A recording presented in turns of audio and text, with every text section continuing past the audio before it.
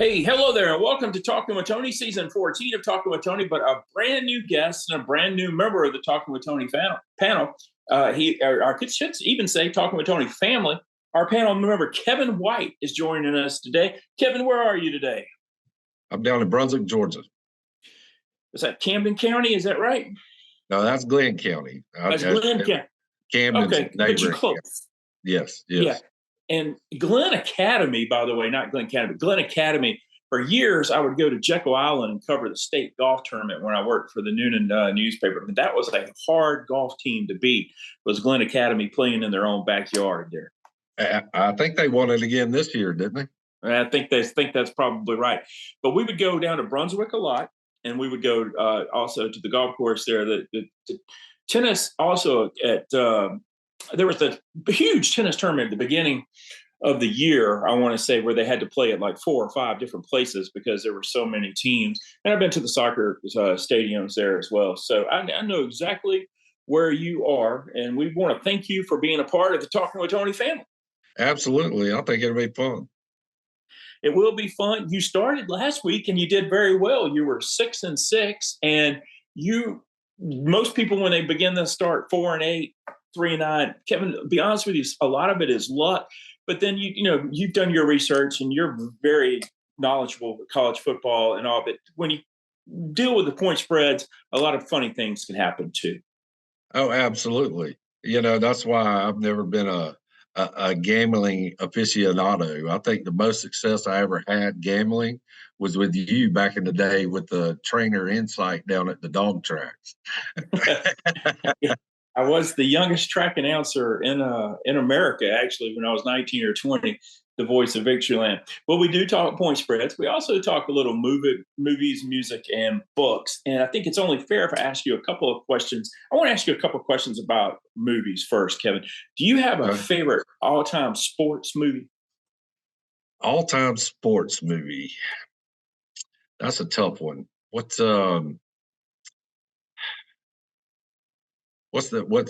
I love this movie. With Denzel Washington, the football movie where he's the coach? Yes. What's the name? Was it the Titans? Remember the Titans. Uh-huh. Yes, that's an awesome football. The beautiful thing about that is Jake will find some footage from that film, and as we discussed, Denzel is just a tremendous, tremendous talent. Absolutely. But there's numerous sports movies out there. That one tugs at the heartstrings when it comes to football and racial issues and all that kind of thing, right? Mm-hmm. Then you get baseball movies. There's tons of classics out there. As one of the great ones, just comedic and about the sport, is what's his name? The Wild Thing. Major League, that's got some classic one-liners in it, It's probably the movie that I find myself outside of Casablanca, which is my favorite all-time movie. It's probably the movie I quote the most from is Major League. Some people say it's Top Gun, but I think for me, it's Major League. What about one that was quoted a great deal from you that you might repeat lines from? On Major League? Or any movie actually that I was thinking like that you might pull some lines out. I mean, Major League has got like a ton. Like I love when the guy Lou is he's at the tire place and the guy calls him about being manager of the Indians. It's just like, man, I'm gonna have to get back in touch with you. I got a lady on the other end about a set of white walls here. I mean, like it's just it just has like so many lines that are very quotable. They go on a little winning streak and on in those moments. But yeah, I was wondering like if there was a movie like, so a lot of people would say Top Gun is the movie that they quote the most from, and I was just curious to see which one it might be with you. I don't know that there is. Okay, Tony, I really don't. I mean, there's tons of good stuff out there. I think one of the things that I quote most is sayings that my dad used to say. Like I find myself turning into him every day and repeating those things back to my children. Like give us a couple. Well, one of the old things, like if you're going to be dumb, you better be tough, right? When they just do dumb things that kids do, right? And so that's one that gets used tremendously in the house. I used to never say it until I watched a lot of Andy Griffith when I was younger, but I would say things like, "You beat everything," you know that, because that was just a common line that Andy or Barney would say on the Andy Griffith show. It's amazing, Kevin. I think you'll probably agree with me. When we were younger, we may have questioned some of the things that our parents instructed us with or said, and we thought maybe we knew better. But as we got older, we found out that our parents were exactly right. Oh, absolutely. And I remind my children of that every day. You know, that at some point in their life, they may be 25, they may be 50, but they will realize that dad is not a dummy, right? Our primary college and pro football analyst here on Talking with Tony, Danny Arp, you know very well. And last week, he also shared his top 5 '80s movies soundtracks. And he had Prince at number one. And I didn't have Prince at number one. I had Footloose at number one. How would you see it? And the feedback that I've got from the show is people upset that Danny did not include the Flashdance movie in the top 5 that he overlooked that. But everybody's going to have like their favorites. But if you and you can name your favorite if it's not Footloose and if it's not Purple Rain. But which one would you push over the top? Now, when it came to Danny's rankings right there, and I saw the guys kind of going back and two about it right there, I was like, I gave Danny the edge, you know, Okay. with Purple Rain over the Footloose soundtrack. And I agree, it is one artist, and you had your point that you got multiple artists on an album, you know, and then as I watched that episode last week, I started looking stuff up, right? And then I was like, well, you know, I got to looking at them, and I found it hard to believe that the Big Chill wasn't even mentioned, right? I mean, Okay. 'cause that's a pretty good one too. You know, No, it's that's memorable from the day. awesome movie as well. Absolutely. And they are and you know, me being such a Ohio State fan and backer, and I've really liked the Buckeyes all my life, it was hard for me to get excited about that the first time I realized that they were all Michigan alums and they were getting together. At least they weren't getting together for the Michigan Ohio State game. And let's face it, they were getting together because a classmate had died. Kevin Costner is actually the body there. You never see him, but he's actually the person laying on the table. But they're getting together for the Michigan State game, if my memory is correct. I believe you're right. I believe you're right. But there you go. You get your payback this week, right? I don't know about that. I tell you, Michigan has beat Ohio State the last 2 years, and they were my pick before the season started. You know, on Facebook every year I'll put up like who I'm picking to win the national championship, and I said, you know, I'm going with Michigan, but I can be persuaded to take Georgia as well. To me, they're the 2 best teams. I will admit that Ohio State's defense has exceeded my expectations this year. They've actually been very good. The quarterback play, though, is not where it needs to be, and unless Kyle makes drastic improvements over these next few weeks, they won't win a national championship for sure. And I've got to worry about Saturday before anything else, because we'll kind of transition into that right now. Is there a scenario where either Ohio State or Michigan, in your mind, can still make the college football playoff this year if they lose on Saturday? I'm not sure they can, right? I'm not saying they can't, but I think it's a situation where the two of them playing for each other this weekend, and that's going to determine who goes to the conference championship. I think we're going to look at. I think we're probably going to get 4 different conference champions in the playoffs. Is the way I see it. I think you're right, and I think this being the final year of the Pac-12, and they are, that, in my opinion, best conference in football actually this year as they break up football. I think whoever wins that Oregon Washington rematch has to get one of the spots. I believe if Florida State beats Louisville, and Louisville might be saying, "Hey, we've only lost one game. Look at us over here." But say Florida State wins there, that's another one.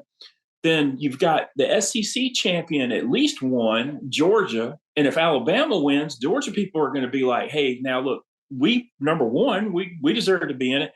So the other slot would go to the Big Ten champion. So whoever loses that Ohio State Michigan game just seems like is eliminated.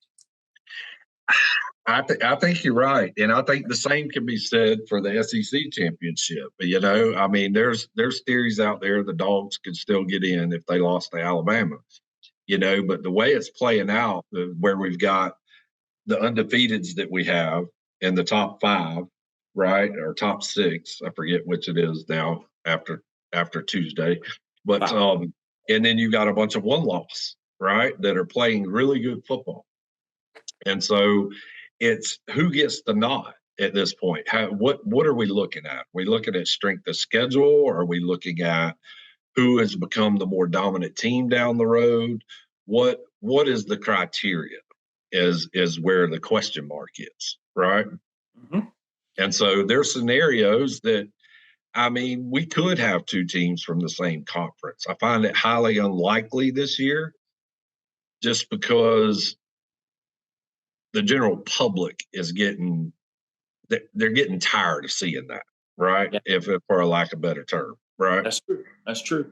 The SEC looks like the possibility if Alabama were to beat Georgia. I think if Louisville knocks Florida State out, because if Florida State's undefeated, they're going. It doesn't matter that they're number 5 right now, because either 2 or 3 is going to lose this weekend in that slot, and then either Oregon or Washington is going to have another loss. But I think if anybody has that, parachute opportunity, it would be Georgia, who sits number 1, because I'd rather be sitting number 1 and hoping for that opportunity versus number 4. But I think you still will need help, as you're saying, because I think the country is sick of the lowest rated NCAA football championship game in history was that LSU Alabama rematch game. People didn't want to see. ESPN wanted LSU and Alabama in the rematch, but people didn't want to see that. I want to run down some of the other panel members' picks here. We'll start with Brian, who's 11 games under 500. He's 32-43, but I like what he's done the last couple of weeks. He's taken a little bit of choosing less games. He's going with the Michigan Wolverines minus 3.5. I get it. At home, they beat Ohio State the last 2 years. I totally understand it. He's an Auburn grad, and he usually picks against Auburn, but not this time, because it's Alabama, and like we like to say, nothing matters as long as you beat Alabama. Well, it's going to be a problem beating Alabama, but he's got 14.5 points to work with. And he lives real close to Berkeley, and he goes to a lot of Cal games. So he knows his Cal going to bear deliver his 5-star last week, and they delivered for him. He likes them +9 on the road at UCLA. He's choosing the 2 NFL games. He's from Atlanta originally. He loves the Falcons, and I can see it. The Falcons are even there. And he's got the Chargers +4 against the Ravens. Brian's 32-43 on the year. Let's go to Stormy. Stormy coming off his best week of the season. He's 34-38. He likes the Owl Hawkeyes +1.5. Ohio State +3.5. I hope he's right there. He's got Purdue -3.5. His 5-star is Alabama -14.5. He thinks the Crimson Tide will come into Jordan Hare and roll. And one year they came in here and beat us 42-14. So it could very well happen. Usually it's a close game, but who knows the way Auburn played last week. Arizona is favored by 10.5 at Arizona State. He likes the Wildcats. He likes Arizona. He's going with the Florida State Seminoles minus Jordan Travis -6.5, but he's going with Florida State. Now, it needs to be said, Florida's quarterback is injured and out as well. He's got the Georgia Bulldogs -24.5. He thinks that they will destroy the Yellow Jackets, and he likes California +9 as well. In the NFL, he doesn't like having to pick the Falcons games. It's always like, who cares about the Falcons? Well, a lot of our viewers care about the Falcons, so we're going to do the Falcons. He's got the Falcons even, and he's got the Baltimore Ravens -4. Danny Arp is 51-46. He's got more wins than anyone else. He's chosen 97 games this year. It was not his best week last week. He likes Iowa +1.5. Michigan -3.5 in that big 2-3 game. The Purdue Boilermakers -3.5. The Alabama Crimson Tide -14.5. He's going with Arizona State +10.5. That's interesting. They gave Washington a great game at Washington, but since then, they were falling apart. He's going to go with the Gators +6.5, showing love to the SEC. Georgia Tech +24.5, which he could be in that situation like, well, Kirby doesn't need to win 45-3. He can win 41-17 and still win by 24 and have everybody rested somewhat for the SEC championship game. UCLA is -9. His 5-star is the New Orleans Saints even, and the Baltimore Ravens round out his picks at -4. And I will say that we'll we didn't ask Brian specifically what his 5-star was, but we'll give it to California because California's been really good. So we've got the other three members of the panel. It's time to get to Kevin's picks, and we'll lead it off. And because I know a little bit, got a little bit of a hint, you have a 5-star right off the bat. That's right. That's going to be. I'm going to take the Iowa for the 5-star at +1.5. I mean, you're going to give Iowa points. I mean, you got to take them. I mean, then write it down. That's a lot. Are you at all concerned that they've already locked up their part of the Big Ten, their side of the Big Ten championship, so they don't have the motivation that maybe their opponent would have in this situation? It's always a concern coming into the last game of the season, right? And they've got their side clinched, so they're going to the Big Ten championship. It's but I think they come out and take care of business, especially. I mean, a 1.5, I'll take. Okay. Right. Let's go to this Ohio State and Michigan game. This is the 2 versus 3. Kevin is 6-6. He's right there at the 500 mark after his first week. Now in his second week. This is a big game for the nation, but it's one of those rivalries 365 days a week. Michigan's won the last 2 years. Will they get the hat trick? I don't think they do. I don't think they do. They're both playing really good football. I know you have concerns about Ohio State quarterback play, but he's getting better and better every week. And he has the best weapon in college football, right? Marvin Harrison. You're going to give Ohio State 3.5 points. I have to go with them. I mean, they're going to give them a fit, and I think they'll win. You think they'll win? Because, with that 3.5 points, it's also possible for Michigan to win and Ohio State cover the spread. But I like the fact that you go a little bit further and you think they win. One thing they've got going for them this year that they didn't have when these two teams met last year is they have a healthy TreVeyon Henderson. TreVeyon missed this game. He missed the game against Georgia. He's missed a ton of games in his career. He reminds me a little bit of Jackson Smith-Njigba, the fabulous wide receiver. Just always, to me, looked like they were looking for a reason not to play. But this time, TreVeyon is healthy. And that's really helped the struggles of the passing game, or at least the inconsistencies that McCord has battled with, to have a running back like TreVeyon Henderson. Imagine he's going to really lean on him, Kevin, in a hostile environment. I think you're correct. And then you also got another thing going for you, too, is that Michigan struggled a little bit last week versus Maryland, right? I mean, they saw a really good defense, and they struggled a little bit. Ohio State's playing really good defense. So, I mean, you got a lot of things going in Ohio State's favor. Yeah, well, that's a true point. I'm afraid, though, my fear is Michigan got that so-called bad game out of the way last week and, moved on undefeated. Will remain in the Big Ten for what is the old the bucket here game, the old open bucket, Indiana and Purdue. You have Purdue favored by 3.5. How do you see this one? Yeah, I mean, neither one of them have had a very good season, right? And I feel like the past few weeks, the Indiana has had some close losses, and they've gotten better, right? And so I think the Hoosiers can pull this one out.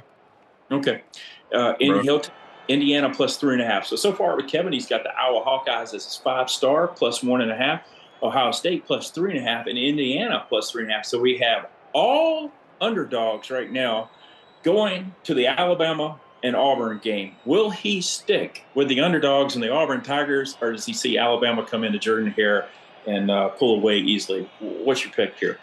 No, I know it's your alma mater, Tony, and that it was a tough call. That's still a lot of points, and they're coming into Jordan-Hare, but I think Alabama rolls. Bama, much like Georgia, in my opinion, is playing their best football at the right time. They are. It was a question early in the season. Milroe didn't look like the guy, especially his pocket presence. He looked like more of a running back than a quarterback to me. And he's kind of settled down. He's settled down. He's making the throws. It's not always the best throw, but he's making the throws when necessary, and he can absolutely beat you with his legs. Right. You're right about that. And they have seemed to get him a lot more comfortable in that offense, and he has shined. And it's going to be a problem for Auburn for sure. But that's not going to be the only problem for Auburn. Auburn has got to find a way to be able to pass protect, because we don't exactly have a stellar thrower in Peyton Thorne or Robbie Ashford. But when New Mexico State is in your backfield, there's an issue because Alabama is certainly going to be in your backfield. Well, I'm hoping that Auburn can expose some weaknesses for us so that we get some good film for the following week, right? And my boy from Brunswick, Jalen Simpson, back there, number 36, your safety back there. I wanted to see him hitting hard and taking care of business. So I'll at my heart, I'll be pulling for Auburn, right? Because nobody likes Alabama. 3 years ago, I'll give you a little bit of credit here. You told me about Jalen. You said you're really going to like this guy. He's had his injury struggles. I mean, there's no question about that. He's missed some quality time, but he's been so productive when he has been healthy. Yes, he's an impressive kid. I mean, I've been following this kid since he was probably just starting high school. He took to my son very well when he was still playing youth football. He would come out to his games in the rec leagues and at Pop Warner and stuff like that and come out and cheer him on. And so I've been following this kid for a while. He's a great kid. He's worked his tail off. I mean, if you saw him in high school and you see him now, like Auburn has put so much muscle on this kid that like he's a force to be reckoned with. There's no doubt. One of the finest defensive backs, not only in our conference, but in America as well. We'll continue on with your picks. We go to the Arizona State game. Arizona favored by 10.5 on the road. You like the Wildcats? I do like the Wildcats. Arizona State has not looked very good this year, and they've had their struggles. I realize they're at home, but Arizona's been playing better football, and I think that they'll cover that. They almost beat Southern Cal before Southern Cal's season fell apart. They had a huge lead on them and just couldn't quite hung on. But something you said a little while ago, I think they exposed some of the weaknesses in Southern Cal, who has some questions to answer for sure on the defensive side, and some of the teams since then have utilized that. Florida State is playing Florida. I mean, this used to be such a huge game, and it is a huge game for undefeated Florida State. I know the Gators would enjoy ruining their season. Florida State's favored by 6.5 on the road in Gainesville. Yeah, and that's surprising they're favored by that much, as well as Florida played last week against Mizzou. I mean, I had Mizzou. I had Mizzou last week taking care of business at home, and Florida came in and played some outstanding football, and so it was a tough call. I tend to lean more towards the SEC as well. I'm a little biased, but it's hard for me to ever pick the Gators, right? And Florida State has brought back some relevancy to the north side of Florida, right? And so they're doing well, even though it was a tragedy seeing Jordan Travis go down. But their backup came in and did a mighty fine job, and so I think Florida really, really was on. They needed that win last week to become bowl eligible, and so I think they kind of they might have gave everything they had last week, and I think Florida State comes in and takes care of business. It was such a heartbreaking way to lose at the end as well. Not only giving it everything you have, being 11.5 point underdog in the game going back and forth, but with a kick like that with no time remaining and all, I can see the angle that although I'm on the other side, I can see that angle, though I totally can't. The Georgia Bulldogs, what do you guys call this? A clean old-fashioned hate, I believe. 24.5 point favorites on the road. Our mutual friend Lane Anderson, who's a Georgia Tech alumnus, would like to tell you, remember, we led Georgia after one quarter in Athens last year. That's what he says. At least we won the first quarter. He's very proud of that. He's very happy of that. It's the way Georgia's playing. I think Kirby would like to take care of business first 2.5 quarters and get some guys out of the game and not only rested, but just make sure no problems with injury, because there are so many more important hills for the Bulldogs still to climb as they chase history. We haven't had a team win 3 straight national championships since Minnesota did it in 1934, 35, and 36. And let's face it, folks just aren't around from that era. So your Bulldogs favored by 24.5. Do you like them? You can never bet against the Dogs, right? Especially now. It's I can't jinx them by betting against them, Tony. It's I have that concern as well. Lane has a rightful thing to say there, But if you really look at it over the past few seasons, especially this year, how many teams have led us in the first quarter at this point, right? And Mm-hmm. so the other side of it, I think at quarterback play and in the running back room, as well as our tight ends, there's not a whole lot of drop off when we put the backups in. No. I mean, we are deep in those positions. And so even if we're up a couple of scores, maybe three at by the end of the half, right? And all the backups come in the second half, I think they'll still score. And so I think they can manage 25 points. No, you That's are what right I about think. the depth. Kevin, you're so right about the UGA depth. I mean, often you can't. They shuffle in so many, especially defensive linemen in the front four. You can't tell a difference in the first string. And if you have any complaints about Georgia, it's so hard to have complaints. At times they struggle stopping the run, which is a little bit of a surprise with the talent that they have. But then they'll come up with a sack and a fumble recovery or something and give their offense a short field, and it's going to be. I think Georgia Tech will give top-notch effort. I really do, but I think you're on the right side there. Got to go to Cal and UCLA. California is catching 9 points now. You've seen the show a number of times. I love this old school Bruin that we find leaning up against the L and all. I'm going to go with him. I'll go ahead and release. That's one of my picks. They took care of business last week against. I still call them Southern California because I refer to South Carolina as USC. I think that this Cal UCLA game will be one of the better games this weekend, and I think that nationally people will overlook that because it doesn't have the ramifications that some of the other games have. How do you see this California UCLA game? Well, I'm kind of looking at the season as a whole and how these teams progress and how they played. So if you throw out the first 4 games of the season, right, first 5 games of the season, we look at the second half alone, both teams have gotten better, right? I think it is going to be an old-fashioned beating, both sides of the ball, but Cal has been playing a little bit better, right? So I think the Cal Bears they take this game. They definitely cover the 9 points they're being given, right? Cal was the winning side last week when they went in and took care of business against their biggest rival, the Stanford Cardinals. Remember, Kevin's 5-star is Iowa. He likes Iowa a lot. Going to give you my picks now. I don't have it for games, and I'm going to give you my college plays. I'll give you those 3. I'm 43-29 against the spread this year, coming off picked 5 games last week, went 2-2 because of the tie in the NFL game that I had, the 5-point spread. I'm going opposite of these guys and taking Nebraska -1.5. They led Iowa for 85% of that game 2 years ago and gave it up in the fourth quarter. I think that they're going to get a little bit of revenge for the seniors on that game.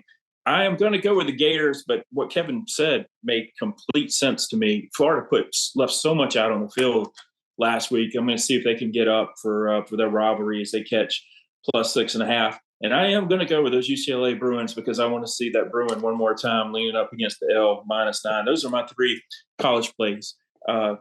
Kevin's got 2 NFL games to tell us about. First is his hometown, if you will, from the area he's from, the Atlanta Falcons. And I always laugh when we do these Falcons games. I can't help it. But Kevin, you got the Falcons and the Saints. Yeah, I grew up just like everybody else in LaGrange, Georgia. It was almost guaranteed you were going to be a Falcon, right? And so I grew up that way. I don't know if you remember the name Tommy Novus. I used to run around the house in diapers with a Tommy Novus jersey on. I always loved the Falcons, and they were always let me down, right? Always let me down. Then I moved to Colorado, and we become relevant, right? We go to the Super Bowl. But who do you play? And the Broncos absolutely demolished us. Then it happens again. We're back in the Super Bowl and lose I believe it was a 23-point lead or 28-3, 25. Yeah. Okay, 25-point lead to the Patriots, right? And end up losing that one. So, I have to go with the Saints on this. And that's their big rivalry in the NFL, if you will. Yeah, and there's a lot of ramifications for the NFC in this game too. That's a great point because somebody's got to win that division. The Saints have their head above water right now, but everybody else is still in it, including the Atlanta Falcons. The Ravens are favored by 4. By the way, that line is even there with the Saints and the Falcons, so he just needs the Saints to win. The Ravens are favored by 4. This should be one of the games, better games of the weekend. Yeah, I mean, I'm not a huge NFL fan, more of a college guy, Mm-hmm. but from what I've looked at thus far, I think the Ravens have the edge here. You know, So I you mean, like just as far as converting third downs by rushing the ball versus the Chargers are having to throw the ball. I think the Ravens have a little bit better defense than the Chargers, so I'm gonna give the Ravens the edge. All right, he's got the Ravens -4, and that concludes his picks. I'll pick that game, and I'll go opposite. I'll go Chargers +4 because the Chargers really need victories right now, and Staley is finding himself in some hot water there for the Chargers as well. They're the Los Angeles Chargers now. Go figure. I've only got about a minute remaining, Kevin. You share with me a little bit about this band that you are in. In 30 seconds, tell us a little bit about this band that's now hitting the mainstream that you've been following along while. Something Troubadours for us. Yeah, the Turnpike Troubadours. You know, Okay. they weren't all that well known here in our neck of the woods. They're a band based out of West Virginia, I believe. Mm-hmm. They're getting more and more mainstream now. They actually have in 2024, Chris Stapleton's announced his tour dates. They're going to be joining Chris Stapleton in certain areas.